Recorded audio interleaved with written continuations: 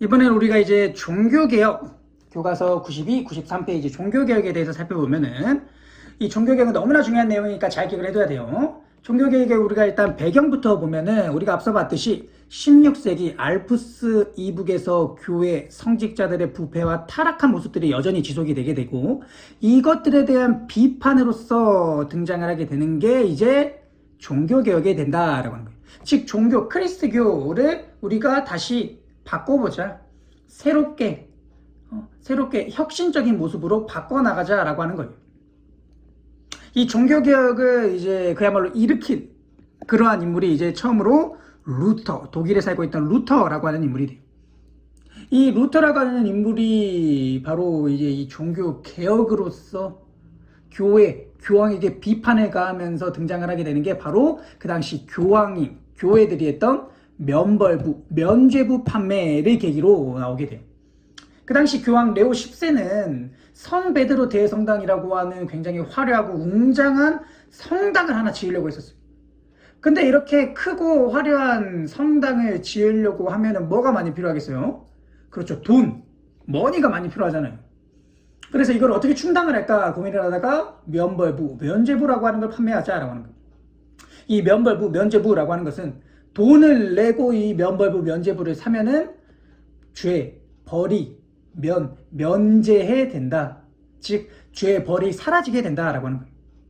즉, 너네가 죄나 벌을 짓고 있는 사람들이, 죄나 벌을 지은 사람들이 면벌부를 돈 주고 사면은 이 면벌부에 의해서 너의 죄는 사라지게 되고 너는 천국 갈 거야 라고 하는 거예요.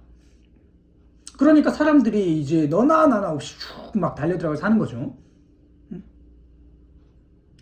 그러다 보니까 많은 사람들이 이렇게 면벌부를 사면서 교황이 자신의 돈을 불려나가는 이러한 부패하고 교회의 부패하고 타락한 모습들이 등장을 하게 된다라고 하는 거죠. 그러다 보니까 요거를 이제 지켜보고 있던 그 당시 이제 열심히 독일에서 신학 공부를 하던 루터는 95개조 반박문이라고 하는 걸 제시를 하게 돼요. 95개의 조항으로 이루어진 이 면벌부 판매, 교황과 교회의 이러한 부패와 타락한 모습들을 비판하고 비난하고 반박하는 95개조 반박문을 제시하게 돼요. 여기에다가 이제 성서 중심의 신앙이라고 하는 걸 강조를 하게 돼요. 이 95개조 반박문과 함께 루터는 성서, 즉 성경 중심으로 신앙 활동을 해야 된다라고 하는 거예요. 우리가 이 크리스트교의 가장 기본 바탕이 되는 기본 경전이라고 하는 이 성경을 중심으로 성경 공부 열심히 하고 기도하고 예배드리면서 이러한 신앙 활동을 해야 된다라고 하는 거예요. 그래서 루터는 이렇게 95개조 반박문과 함께 성서 중심의 신앙을 강조하는 여러 저서들을 발표를 하게 돼요.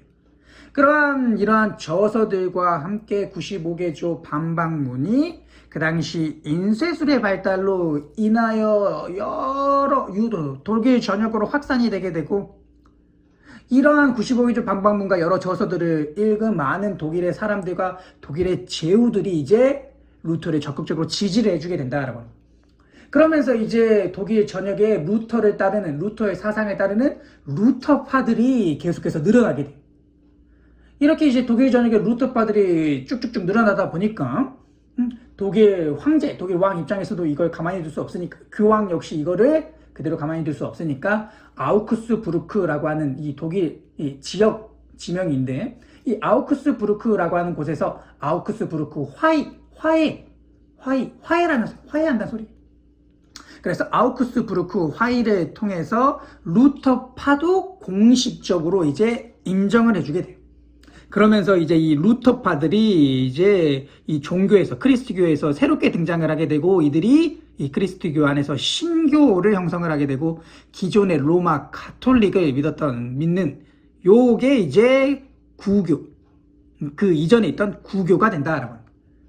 그래서 이러한 루터파들이 크리스트교 안에서 새롭게 형성이 되면서 이들이 신교를 형성을 하게 되고 기존의 로마 가톨릭이 구교가 된다라고 합니다. 이렇게 이제 루터의 여러 가지 개혁적인 모습들을 통해서 루터파라고 하는 신교가 형성이 되면서 크리스트교, 종교가 조금 파가 나뉘어지는 모습을 보이게 돼요. 로마 가톨릭 안에서도. 그 다음에 이제 등장을 하게 되는 게 칼뱅이 등장을 하게 돼요. 칼뱅. 그 당시 이제 스위스를 중심으로 활동했던 이 칼뱅은 크리스트교 강요라고 하는 책을 저술을 해서 여기서 이제 예정설이라고 하는 걸 주장을 하게 돼요. 예정설은 말 그대로 예정되어 있다라고 하는 거예요.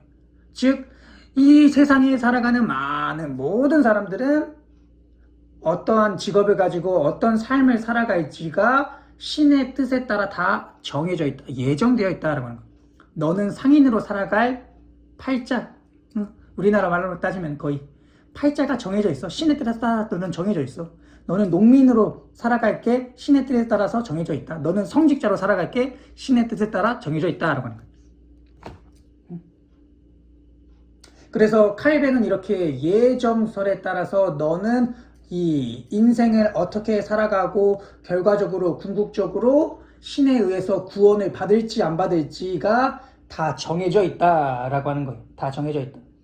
그래서 이 세상에 살아가는 인간들은 신의 구원을 받는다라고 하는 걸 믿고 신이 정해준 직업, 신이 정해준 일을 열심히 근면하게 하면서 살아가야 된다라고 하는 거예요. 이게 바로 이제 예정설이 된다라고 하는 거예요. 즉 인간의 구원은 신의 뜻에 따라 정해져 있고 너의 삶 역시 신의 뜻에 따라서 정해져 있으니까 너는 신의 구원을 받는다라고 하는 걸 믿고 신이 정해준 직업을 신이 정해준 일을 열심히 하면서 열심히 살아가라라고 하는 소리예요. 그러다 보니까 이제 칼뱅은 이렇게 예정설을 통해서 많은 인간들이 여러 가지 경제 활동을 하는 것이 신이 정해준 직업이고 신이 정해준 삶이니까 경제적인 이득을 추구하는 걸 정당화시켜주는 거죠. 내가 경제적 이득을 추구하는 것, 이거는 신이 정해준 거야 라고 하는 거니까. 그러다 보니까 이제 새롭게 등장을 하는 많은 상공업자들의 지지와 시민 계급들의 적극적인 지지를 받게 된다라고 하는 거. 특히나 그 당시 이제 새롭게 등장한 상공업자들은 성직자들이라든가 이러한 사람들에 의해서 약간 조금 하대받는 직업이었어요. 이 상인 나부랭이 같은 이러한 하대받는 직업이었었는데 칼뱅이 예정설을 통해서 이거 자체도 이제 신이 정해준 거니까 신의 뜻에 따라 신이 정해준 거다. 그러다 보니까 이제 상공업자들이 내 직업 내가 하는 건 다 신이 정해준 거구나. 신으로부터 선택받았구나. 그러면서 이제 많은 상공업자들이 이 예정설을 적극적으로 믿고 따르게 된다라고 하는 거죠. 그래서 이러한 상공업자들의 어떤 정신적인 바탕, 기본 토대가 되는 그러한 것이 칼뱅의 예정설이 돼. 거기에다가 이제 영국에서도 종교 개혁적인 움직임이 등장을 하게 되는데 이 영국에서는 종교 개혁에 의해서 이제 로마 교황에서 벗어난 영국 국교회, 나라의 종교라고 하는 영국 국교회가 성립이 되게 돼요. 요거는 그 당시 영국의 왕이었던 헨리 8세의 이혼 문제랑 조금 관련이 있어요. 헨리 8세의 이혼 문제랑. 그 당시 이제 헨리 8세가 원래 결혼했던 부인과 이혼을 하고 새로운 여성과 이제 다시 결혼을 하고 싶다라고 생각하고 있었어요. 근데 그 당시 이제 교황은 이 그리스도 교회에서는 이혼하고 재혼하는 걸 허락해 주지 않았어요. 그러다 보니까 이제 헨리 8세는 한마디로 이혼해서 새로운 사람, 내가 더 좋아하는 사람과 결혼하기 위해서 교회, 이 로마 카톨릭 그냥 나와버리는 거예요. 난 더 이상 너네 쪽에 속하지 않을래. 슉 나와버리고 내가 우리나라의 국교를 만들고 내가 영국의 왕이 교회의 수장이 되겠어. 교회의 대장이 되겠어. 라고 하면서 영국 국교회를 만들게 되는 거예요.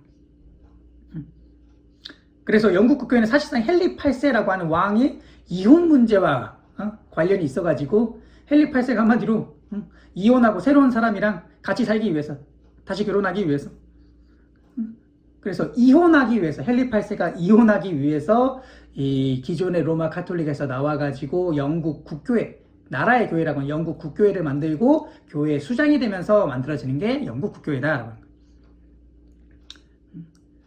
그래서 그 당시 이제 칼뱅파, 루터파를 비롯해서 칼뱅파, 영국 국교회 이런 것들이 이제 기존의 로마 카톨릭에서 나와서 새롭게 등장한 신교들이 된다라고 하는 거예요.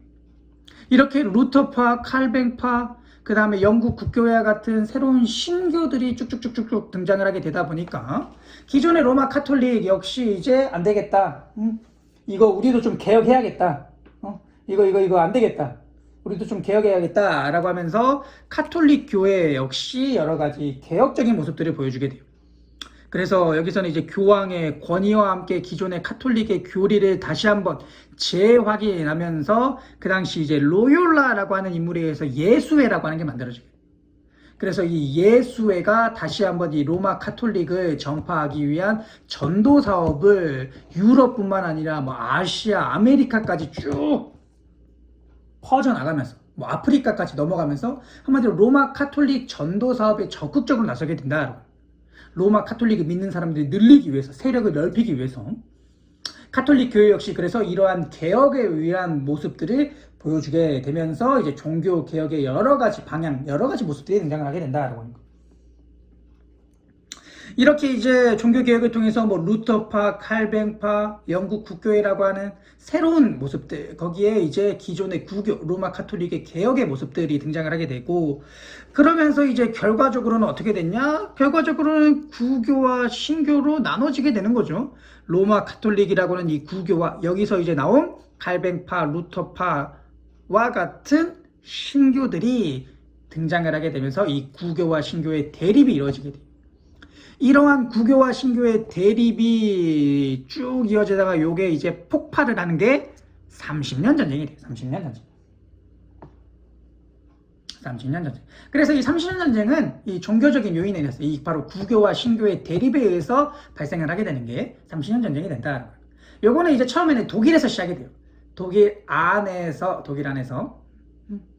그 당시 이제 구교를 믿던 독일 제후들과 신교를 믿는 이 독일의 제후들이 하나의 연합들이 조금 형성을 하고 있었는데 이들 간의 어떤 대립이 전쟁으로 이어지게 되고 이러한 독일 내에서의 전쟁이 이 종교적인 전쟁이 그 당시 주변에 있는 프랑스, 에스파냐, 덴마크, 스웨덴 이런 나라들까지 참여를 하게 되면서 유럽 전역으로 퍼지는 유럽 전체를 휘감는 30년 전쟁이라고 하는 큰 전쟁으로 이어지게 된다라고 하는 거예요. 이러한 30년 전쟁은 그래서 결과적으로는 베스트팔렌 조약을 통해서 마무리되게 돼요. 베스트팔렌 조약을 통해서.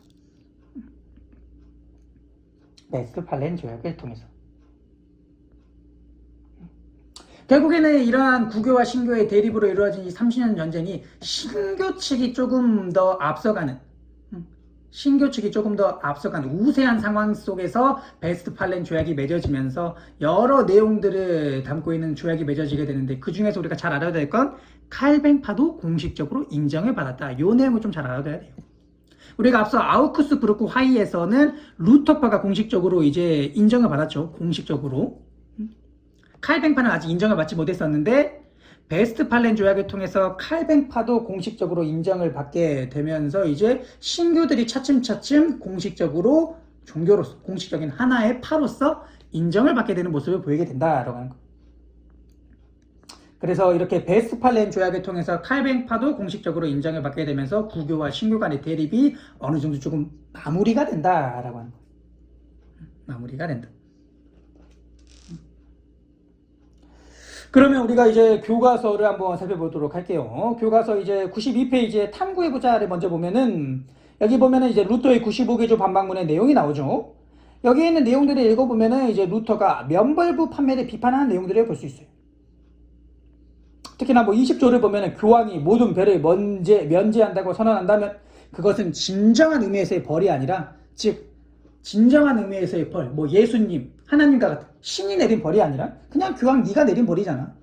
그러니까 네가 면제할 수 있는 거지 라고 하는 거예요. 그 다음에 27조 보면 그들은 동계 속에 금화가 딸랑 소리를 내며 떨어지자마자 죽은 자의 영혼이 연옥에서 뛰쳐나온다고 한다. 그 당시 이제 면벌부를 판매할 때 그들이 홍보를 어떻게 했냐라고 하면 돈계, 즉 돈을 넣는 그 돈 봉투, 돈 함에다가 동전에 땅땅, 면벌부에 대해 해당하는 금액인 동전에 뚜루룩 떨어뜨리면 이 동전이 땡그랑 소리를 내면서 내 죄가 사라진다라고 막 홍보를 했었어요. 그거를 좀 비판하는 내용이고 36주를 보더라도 이제 진심으로 회개하는 그리스도교는 면벌부가 없어도 벌이나 죄에서 벗어날 수 있다. 즉 면벌부가 아니라도 진심으로 내가 이제 회개하고 하나님과 예수님께 기도하고 예배드리고 내 죄를 벗어나기 위해서 없애기 위해서 열심히 신앙활동을 한다면은 그걸로 된다. 굳이 면벌부 돈 주고 살 필요 없다라고 하는 거죠. 그 다음에 교과서 93페이지 지식 플러스 보면은 요거는 이제 칼뱅에 대해서 나오는데, 먼저 칼뱅의 크리스트교 강요에 나오는 우리가 한 구절을 보면은 모든 사람은 동일한 상태로 창조된 것이 아니며 어떠한 사람에게는 영원한 삶이 또 어떤 사람에게는 영원한 벌이 예정되어 있다. 즉 모든 사람은 다 동일한 게 아니라 구원받을 사람, 구원받지 못할 사람 이렇게 예정되어 있다라고 합니다. 그래서 칼뱅은 예정설을 내세워서 인간의 구원은 신의 의지로서 미리 예정되어 있고, 그래서 인간은 신의 구원을 믿고 자신의 직업, 즉 신이 정해준 자신의 직업에 근면성실하게 임하면서 열심히 살아야 된다라고 하는 거예요. 그러면서 이렇게 인간의 현실적인 삶을 중시하면서 우리가 신흥 상공업자들, 시민계급의 지지를 적극적으로 받았다라고 하는 거죠. 그래서 여기 지식 플러스에서는 이제 칼뱅의 예정설에 대해서 좀 보여주고 있고, 그 다음은 이제 유럽의 종교 분포라고 하는 요 지도를 우리가 한번 살펴보면은, 지도를 살펴보면은, 이제 보면은 이제 약간 노란색으로, 살색 노란색으로 이제 칠해진 게, 그렇죠. 로마 카톨릭 구교를 표시해주고 있고, 신교, 보통 이제 이 신교를 프로테스탄트라고 하는데, 이 신교는 약간 분홍색으로 이렇게 표시가 돼 있죠. 분홍색으로. 그래서 구교는 로마 카톨릭은 그 당시 뭐 에스파냐라던가 프랑스, 이탈리아를 중심으로 이루어져 있고, 프로테스탄트 신교는 독일의 한 절반 정도는 이제 신교이고, 영국과 프랑스의 일부, 그 다음에 뭐 덴마크, 스웨덴 이런 나라들이 이제 주로 신교 프로테스탄트 쪽에 속해 있다라고 하는 거예요. 그 다음에 이제 화살표는 루터파의 전파, 칼뱅파의 전파 이런 식으로 표시되어 있고, 요렇게 된다라고 하는 거예요. 요렇게 된다. 또한 그 당시 이제 칼뱅파는 신흥 상공업자나 신인 계급의 지지를 받으면서 유럽 전역으로 좀 많이 퍼져나가게 돼요. 특히나 루터파뿐만 아니라 칼뱅파들이 보면. 그래서 스위스 제네바를 중심으로 해서 뭐 독일, 네덜란드, 영국, 프랑스 쪽으로 쭉쭉 퍼져나가게 되죠. 그래서 그 당시 이제 프랑스에서 칼뱅파를 믿는 사람들을 뭐 위그노라고 불렀고, 네덜란드에서는 고이셈, 영국에서는 보통 이제 청교도라고 불렀어요. 우리가 이어서 배우겠지만 영국에서는 그래서 이 청교도들을 중심으로 한 이 신교, 청교도를 중심으로 한 청교도 혁명들도 일어나게 되고, 또 이 청교도들이 종교의 자유를 찾아서 쭉 떠나가는 게 아메리카 대륙, 미국 대륙으로 떠나게 되고, 이들이 중심이 되어서 만들어진 나라가 지금의 미국이 된다라고 하는 거예요. 그래서 이 지도도 우리가 한번 조금 받으면 좋을 것 같아요.